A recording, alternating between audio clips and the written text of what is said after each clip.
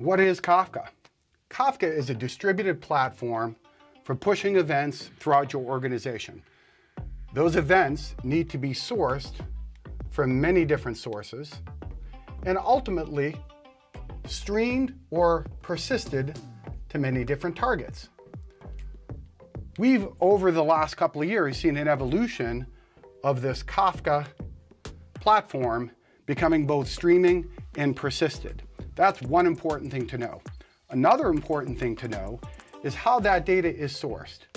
As you stream data in real time to an application, let's say, that data needs to come from the source in real time, and you need to have a minimal impact to that source from a cost and processing perspective.